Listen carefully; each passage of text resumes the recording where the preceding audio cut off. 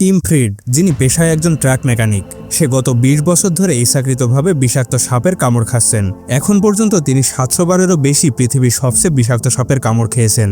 আসলে প্রতি বছর প্রায় ১.৫ লক্ষ মানুষ সাপের কামড়ে মারা যায় এবং ডাক্তারদের কাছে থাকা অ্যান্টিভেনম তখনই কাজ করে যখন সেটা সাপের সঠিক প্রজাতির সাথে মিলে যায়। তাই টিম সিদ্ধান্ত নিয়েছিলেন যে তিনি তার ইমিউন সিস্টেম এতটাই সক্রিয় করবেন যে তাকে যে সাপই কামড়াক না কেন তিনি যেন বেঁচে থাকতে পারে। বিভিন্ন হসপিটালের গবেষকদের সাথে মিলে তিনি একটি সর্বজনীন অ্যান্টিভেনম তৈরি করতে সহায়তা করেছিলেন, যা যে কোনো সাপের বিষের ওপরে কাজ করতে পারে। তার রক্তে এখন এমন অ্যান্টিবডি রয়েছে যা কেবল বিষের একটি নির্দিষ্ট অংশকেই নয়, বরং পুরো বিষ ধ্বংস করতে সক্ষম। কলম্বিয়া বিশ্ববিদ্যালয়ের বিজ্ঞানীরা তার রক্ত থেকে মানবজাতির সবচেয়ে কার্যকর ইউনিভার্সাল অ্যান্টিভেনম তৈরি করেছেন, যেটা ব্ল্যাক মাম্বার মতো বিষাক্ত সাপের ৩টি নিউরোটক্সিনকে লক্ষ্য করে। এই ওষুধটি বিশ্বের ১৩টি সবচেয়ে বিষাক্ত সাপের বিরুদ্ধে সুরক্ষা প্রদান করতে সফল হয়েছে। এটা সম্ভব যে ভবিষ্যতে এটি এমন একটি চিকিৎসা পদ্ধতিতে পরিণত হবে যেখানে কেবলমাত্র একটি ইনজেকশন দিয়ে যে কোনো সাপের বিষকে নিরাময় করা যাবে। এই কাজটি আসলেই কোনো সাধারণ মানুষ দ্বারা করা সম্ভব নয়। আপনি কি মনে করেন এটি বিজ্ঞানের জয় নাকি সে একজন সুপারহিরো? এমন আরও অজানা তথ্য জানতে ভিডিওটি লাইক করুন এবং চ্যানেলটি সাবস্ক্রাইব করুন।